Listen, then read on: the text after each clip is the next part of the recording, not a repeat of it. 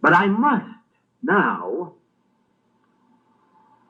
reveal to you a principle. You'll find this mentioned in the writings, but now I'm going to give it to you with full force, because without this principle, I will tell you in advance, you can just as well give up hope of making progress. Violate this principle that I give you, and all the rest that you'll ever get from us will be waste so far as you are concerned. Because everything is based on this primal principle. Tell no man. Tell no man what things ye have experienced. Don't think that there's any if, and, or but about it. You do lose God the moment you violate spiritual secrecy. Go tell no man what things ye have seen or experienced, what things of a spiritual nature that you've experienced. Those who are meant to find this message find it. They come here from the far parts of the world, as most of you have experienced here. And wherever else you may have been in our work, you have found people from all parts of the globe who were not sent for, not advertised for. Why? Because they were seeking something, and not shouting it aloud to their fellow man, but inwardly seeking, and then outwardly they were led to where it could be found. No one in all of this world can go within themselves secretly and sacredly and say, Father, lead me, direct me, without very, very soon being led right where they should be. There is no one message in the world that is meant for everybody. We are not yet at that level of consciousness that every one of us could receive the same. There are still those who want a religion of demonstration of things. And there are those who want a religion of the demonstration of the presence of God. And there are those who must have a religion of emotion. And so to each his own. And if each one goes into the temple of their own being, silently, secretly, sacredly, they are going to be led right where they should be and where they can be fed with their own type of meat, given drink of their own nature of drink. And therefore, the principle that I am revealing to you today is, in one word, secrecy. Secrecy. Keep locked up within yourself every spiritual experience that you have. You can share the fruitage of it, but not the experience. And the reason is this. The natural man receiveth not the things of God. The natural man knoweth not the things of God. Secrecy is a spiritual principle. It is actually, secrecy is actually a substance that is as real and tangible as that glass. Secrecy is a substance that holds within it your experiences and holds it there and holds it there and keeps on manifesting it. It is almost like seeing the sun up in the sky, and it would appear as if the sky is surrounding the sun and holding it up there. Well, just that way, secrecy is a substance. Don't ever think that it's just a word. It's an actual substance. And when you incorporate your spiritual experiences in secrecy, it is held fast there to manifest and manifest and manifest. Only be sure that you tell no man, because then you have broken the pattern. You've broken your substance, and your substance and your demonstration all collapse at the same time. What may we share? We may share the milk of the Word. We may share as much as our friend or relative can at the moment receive.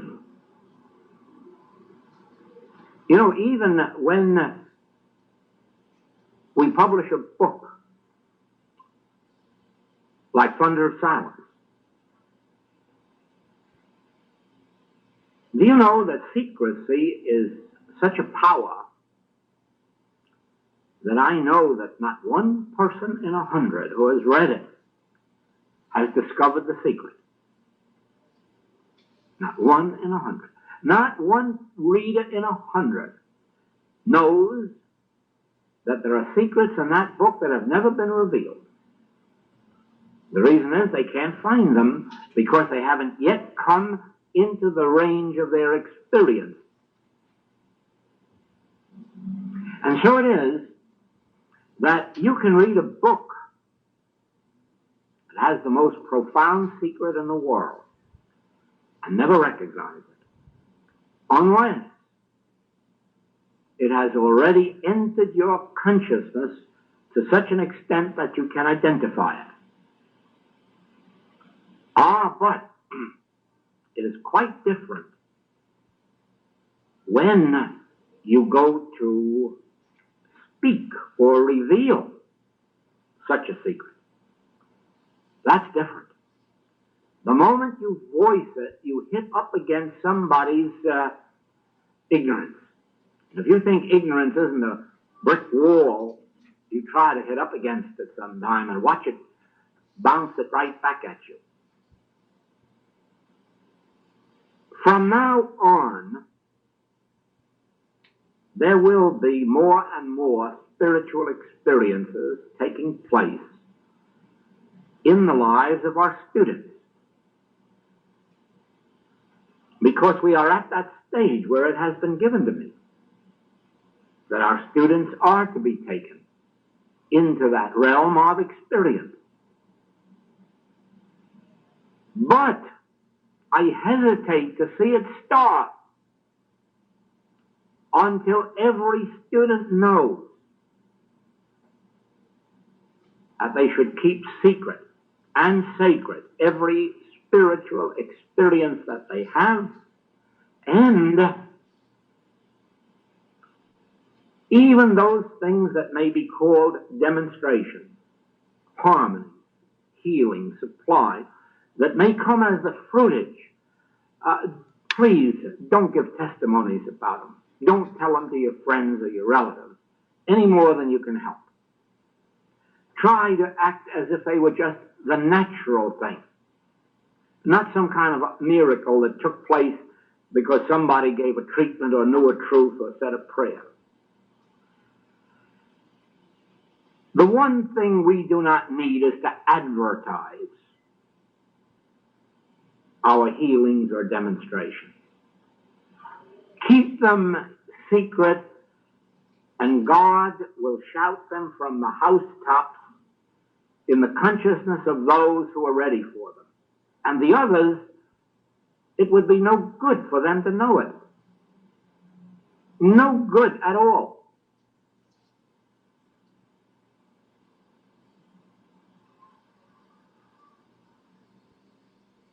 Just because so many of the books are in public libraries and so forth, you'd be surprised, and maybe you wouldn't, at how many letters we receive just saying, oh, I heard that you wrote a book that you can heal anything. Will you please heal my cancer? Or will you heal my child of this? No interest in what the message is, no interest in God, just an interest in being healed of something. And you see, you have no foundation there. And therefore, the only thing you can do is write back and say, indeed, yes, you just get this book or that and begin to study, and then we'll watch what happens. And then, of course, you don't hear anymore. My interest is that every individual who has an inner yearning for God attain the experience. That's the only yearning I've ever had. It was my original yearning to know God aright. And the only thing that I hope for in life is that those who also feel that they would like to experience God and find this message, that they succeed. I know full well that in proportion as they succeed, they will have better health, better supply, better human relationships, more peace on earth. They will be a bigger influence for good in the world, but without opening their mouth. Don't you think for a minute that you can write letters to the President and Congress and tell them what we have found and have them say, oh, let's all have some of that. Don't you believe it? But also, do believe this, that as you attain some measure of God awareness and hold it secret and sacred within you, you will be an influence in all of the congresses of the world. It'll be a silent influence.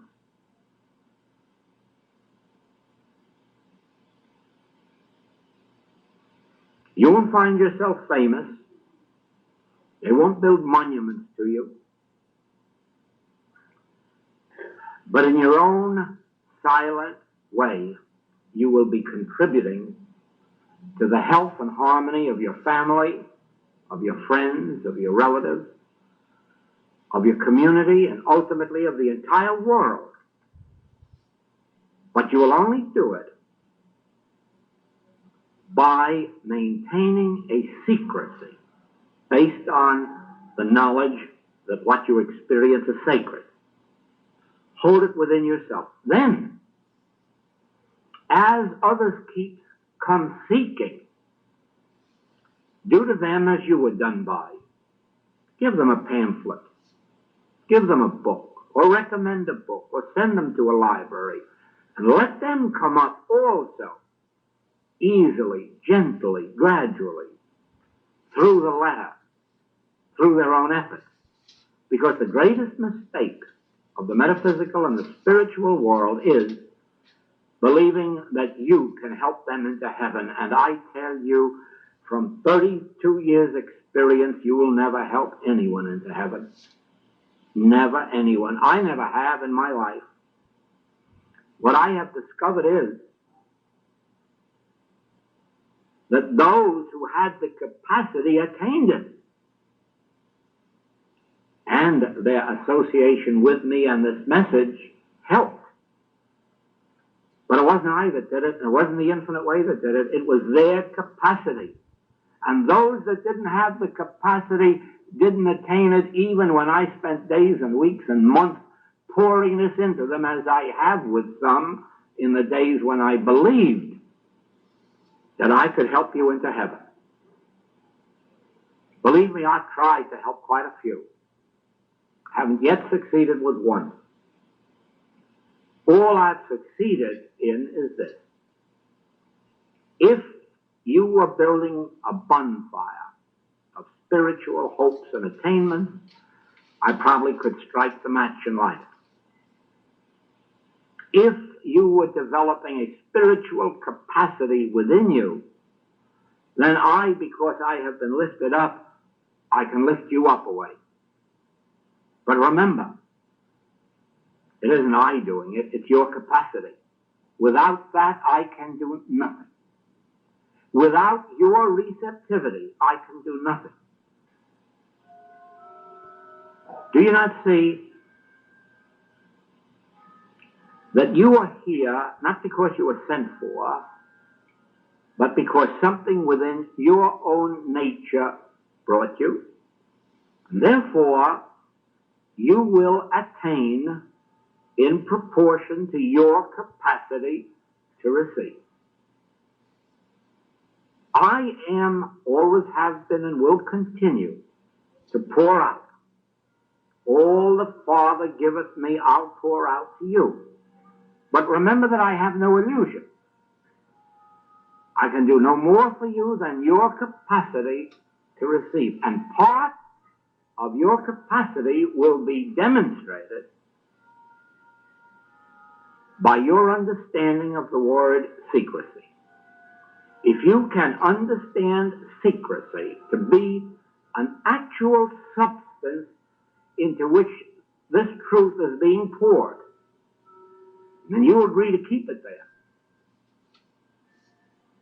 And every experience you have, healing, supply, companionship, human relationships,